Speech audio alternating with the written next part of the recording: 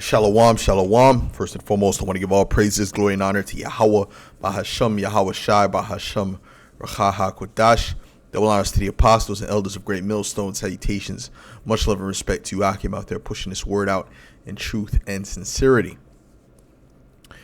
Now, this lesson is going to be entitled, They Consult to Cast Him Down from His Excellency. As you can see, the photo on the left side is from the 1950s of two Jakes, okay? And they're dressed in a particular manner, and on this side you see Jakes of today, the type of Jakes you see today, or this was probably the late 2000s, okay, 2010, so on and so forth. But look at these guys. Look at this madness. The tattoos, okay, the suspect behavior, the pants below the ass. These things are. So is this I'll say this. Is this a progression or a degression? Is this an evolution or a de-evolution from what you Jakes were before? Okay, because this was before you were integrated into the Edomite society, okay, the so-called white society. This is after, because your enemy had gotten control over things that he didn't have control over before. Your music, your education, all right, the TV the things that you watch, the things that you learn,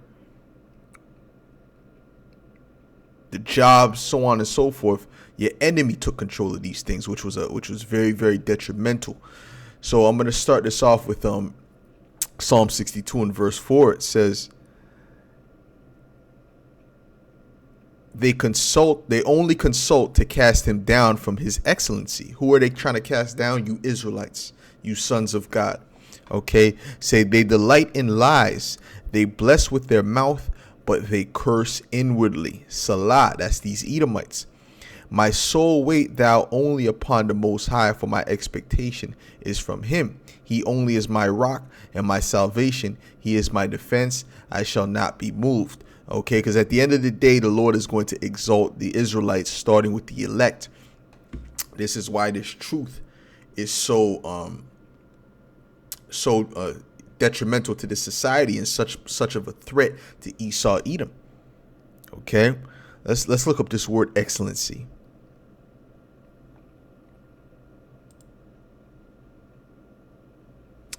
The Hebrew word for excellency is sha'ath. Okay, and it says rising, dignity, excellency, accepted, highness, raise up. Okay, because you Jakes are supposed to be in a higher position than these heathens. You're superior in the spirit, but you're in a lower position. Okay, elevation, exaltation, swelling, uprising, dignity, exaltation, swelling, uprising. Okay, now let's go ahead and go to Genesis, the 6th chapter. This is Genesis 6, and I'll start at verse 3. It says, and Yahweh said, my spirit shall not always strive with man, for that he also is flesh. Yet his days shall be 120 years. Okay, so the Lord was bringing down the age of men. Okay, and this included the sons of God. Okay, because the lineage of the sons of God was a separate lineage from the rest of the people. Okay, which went from Adam through Seth, because Abel was slew, or it would have went through Abel, but it went from Adam through Seth. Okay, so on and so forth, through Enoch, so on and so forth.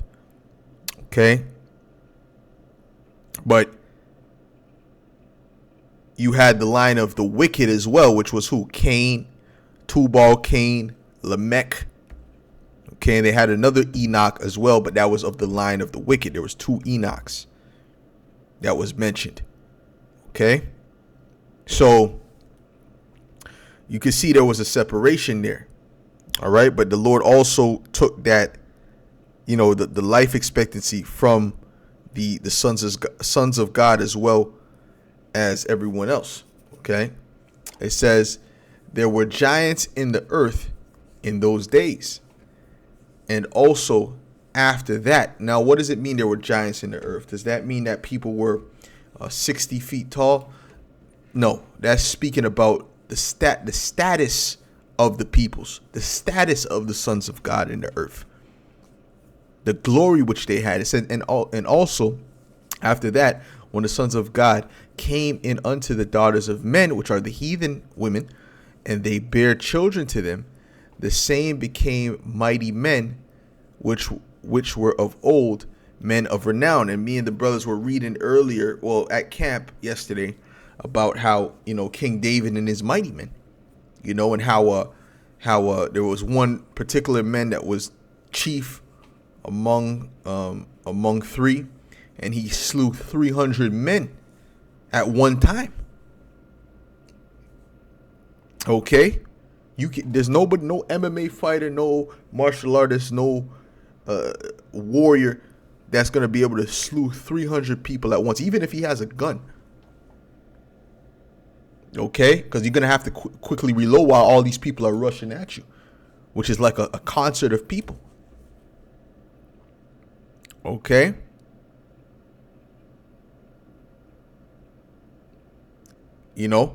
So you can see that the men of the old were on a way higher level. Scripture say that David killed his tens of thousands and Saul his thousands. That's a lot of bodies, man. Okay, hold on. I want to get something, man.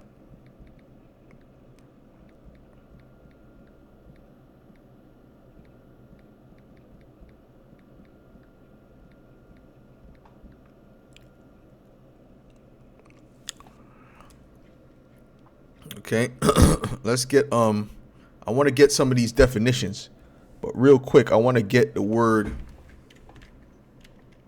I want to go to Ecclesiastes 10, and I want to get the word.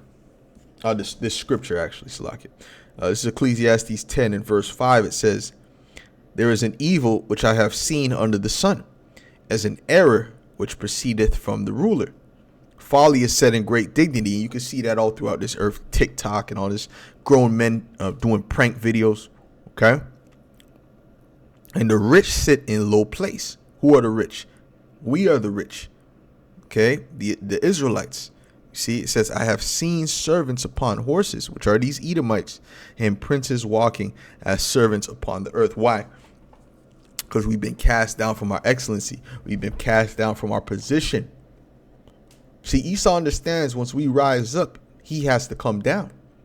They understand that very, very well. Okay. So this is Genesis 6 and 4 again. It says, "There were giants in the earth in those days, and also after that, when the sons of God came unto the daughters of men, and they bare children to them, the same became mighty men, which were of old, men of renown." Now let's look up this word giants.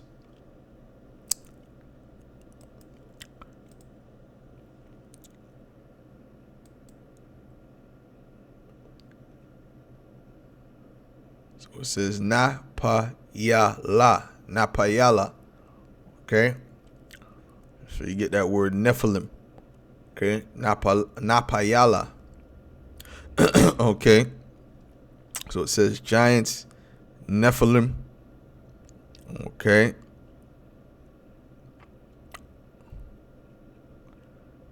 These words perhaps doubtlet, but already in Samaritan, so on and so forth. It says, so all the ancient versions, the giant in the sky, the constellation Orion, so on and so forth, going into something else has nothing to do with that. It just has to do with being exalted. It says, "But this is incorrect. Render great, large in body, but this is incorrect, for it means excellent." What did we read before? It said they want to cast him down from what? His excellency. Let's read this again. It says, "Which Gig and cast render great, large in body. It's not, it said what? But this is incorrect. It's not about height and actual stature as in your build. No, it's not talking about 60-foot tall men. This is speaking about what? For it means excellent, noble, skillful. Okay? You understand what I'm saying? That's what it's speaking about. It's speaking about the noble ones, the ones that had great renown, they had great skill, because the skill that they had back in the ancient world, right? Let's say the time before the flood, could not compare. You can't compare this time to that time, the skill that they had back then, or the power that they had back then, or the strength that they had back then. You cannot compare it. Even if you go back to the time of King David, you could put any one of King David's army men into these MMA fights and to battle all these guys, and he could fight all of them at once, and he will put them to death. You have to understand that through the time of this earth, we're getting weaker, especially since the wicked are in power, because the food has less nutrients. Okay, so even when you look at men going back to the 50s, it says testosterone has dropped about 30%. So brothers you gotta take these different herbs and things like that, man, because Esau has completely destroyed the earth. You know what I'm saying? So it says matter of fact, so that that was the point on that. Now since I said that, let me get what was I thinking of? Yeah, Second Ezra. Let's get Second Ezra, the 5th chapter and the 51st verse. Give me 1 second.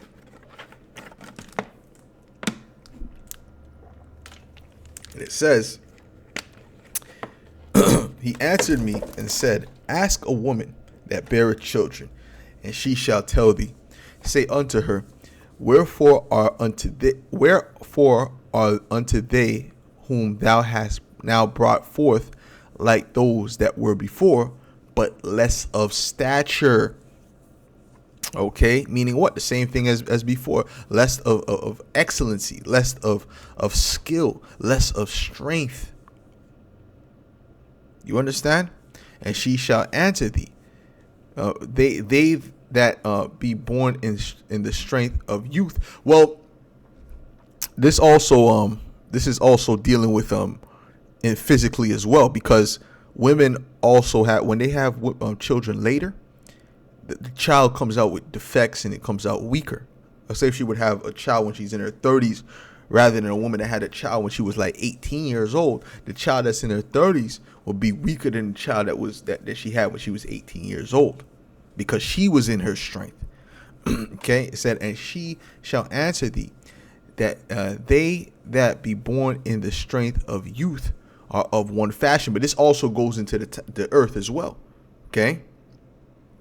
And our foremothers, because our foremothers were bringing forth a lot stronger men than before, a lot more men of renown than is now. And you can see that it's deteriorating at a faster rate. Look at these guys. Look at these guys, and look at these individuals. Okay? It's getting worse, because now you have your enemy over you that's promoting this madness as a culture. It says, say unto her, Salakia, it says, and she shall answer thee, they that be born in the strength of youth are of one fashion, and they that are born in the time of age, when the womb faileth, are otherwise. Now, what does the scripture say about the earth? Let's get Salakia. Let's get Isaiah 24. This is Isaiah 24 and verse 4. It says, the earth mourneth and fadeth away. So the earth is waxing old. And I believe there's a scripture that says that the earth is waxing old.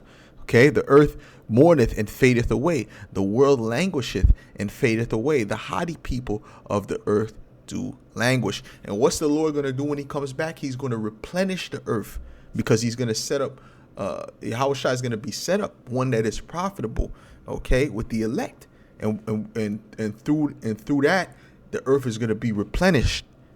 Okay, it's going to be rejuvenated. Okay, so the earth is also defiled under the inhabitants thereof, because they have transgressed the laws, changed the ordinance broken the everlasting covenant. Now, they're going to have to learn the law, statutes, and commandments in the kingdom. So they're not going to transgress the laws in the kingdom anymore. It says, therefore hath the curse devoured the earth, and they that dwell thereon are desolate. Therefore the inhabitants of the earth are burned, and few men left. Okay, so that's what the Lord is going to, that's going to be the ultimate judgment, all right, to take down this kingdom, that the earth can be renewed. Right, that fire, that destruction of America. So anyways, so consider thou therefore also how that ye are less of stature than those that were before you, and so are they that come after you less than ye. Right, even us less than the prophets of old. The prophets of old did some amazing things, man. Okay. You know, it said, as the creatures. Do you know what Paul went through, being shipwrecked and all these things? You think, come on, man. Okay, being scourged, being beaten, being put to death, and waking back up, and still going strong for the ministry. You understand? He was put to death, and he continued preaching. Man, anyways, it says, as the creatures which now begin to be old, right, meaning the creation, and have passed over the strength of youth, then said I, Salaki, let me read this again. It says, and so are they that come after you less than ye, right, like Generation Z, which we believe that's the last generation anyway, okay? It says, as the creatures which now begin to be old, and have passed over the strength of youth, then said I, Lord, I beseech thee, if I have found favor in thy sight, shew thy servant by whom thou visitest thy creature. So at the end of the day, man, we're a lot less of stature and nobility and excellency than the men of old. And Esau has forwarded that. Okay, he has brought it where we become the lower than all these other nations in stature. Okay, through his witchcraft, through his manipulation, through his wine. Oh, and the scripture says, woe to him that giveth his neighbor drink. Let's get that.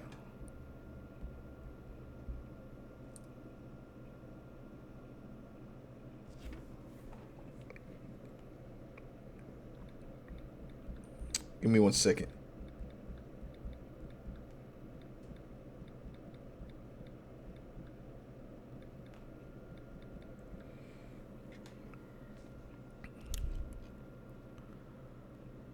Here, let's come over on this side. This is Habakkuk 2.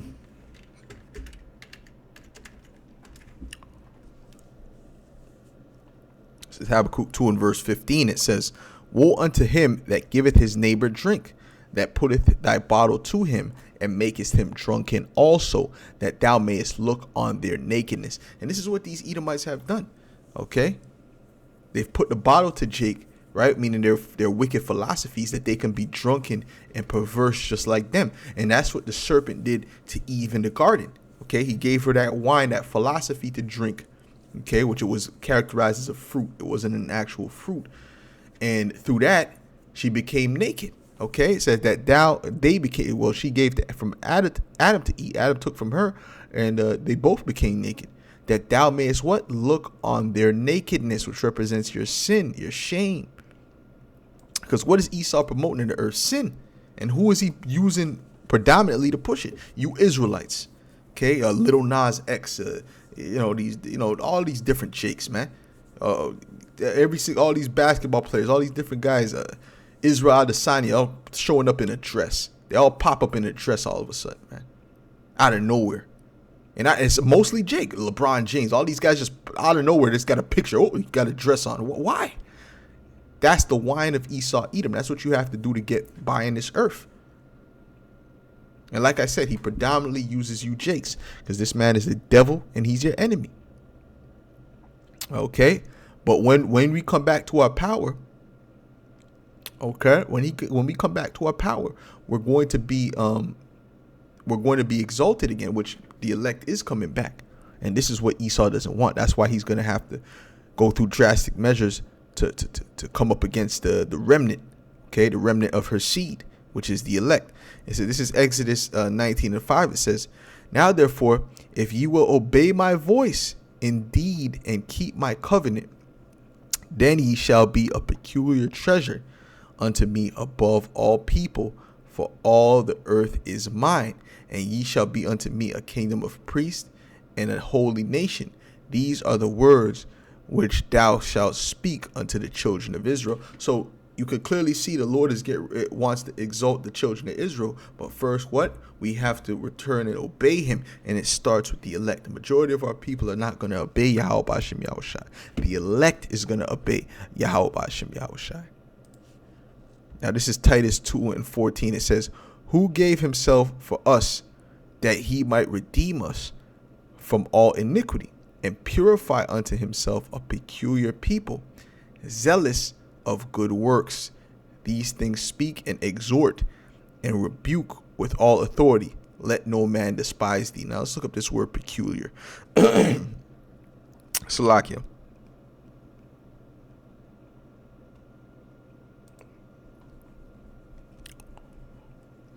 Peculiar means that which is one's own, belonging to one's possession, meaning will belong to the Lord again, will be married unto Yahweh B'Ashem Yahushai again. It says, a people selected by the Most High from the other nations for his own possession. And that's us, okay? But we have to turn to the Lord, because the Lord turned his back on the nation of Israel. But yeah, through the blood of Yahushai, he's turning back to the elect. He's starting to turn back towards the elect. Okay. Now I'm gonna finish this off with Judith. I'll start at the 17th chapter. Them speaking about, how when we're not attached to our power, things don't go right. Now this is Judith 17, Judith 5:17. It says, and whilst they stood not before their power, they prospered, because the power that hateth iniquity was with them. Now, this is why Esau constantly has to put you in sin. He has to constantly push that wine down your throat, because he understands that if you're righteous, if you're doing what we're doing and coming back to Yahweh Shem Yahushai as a nation, he knows he's done. Okay? But the thing is this, we don't have to come as a whole nation. We only have to, the elect is the only ones that have to be sealed, which Esau can't control that. There's nothing he can do against that. The word is already out. It says, but when they departed from the way which he appointed them, they were destroyed in many battles, very sore, and were led captives into a land that was not theirs. And that's not one time, vocab. That happened multiple times in history. Whenever the Israelites were doing wicked, they were going into captivity. Them Amalekites are in that line doing all manner of wickedness, all kind of alphabet parades, and none of them ain't get shipped off in no captivity yet. Matter of fact, you can't even speak against them. So that's not the people of the Lord. Who was the last ones to go through the major captivity? Us, the Israelites, the so-called blacks, Latinos, and Native Americans, man, because of our iniquities. But guess what? The Lord is going to come and deliver the elect. And the temple of their power was cast to the ground, and their cities were taken by the enemies. Well, we represent the temple, okay? And were we not cast down from our excellency? Yes. And Esau's continuing to push that wine down Jake's throat. Because there was a time when Jake didn't wear no damn tattoos. There was a time when you didn't see Jake walking around with his pants below his ass. There was a time when Jake had brotherly love for one another. There was a time when Jake would bring in a homeless Jake into his house and feed him and clothe him. That goes back to an ancient Israelite custom. But now Jake his eyes completely evil towards his brother. But anyways, with that, Lord willing, this was edifying to the elect. And I'll say shalom.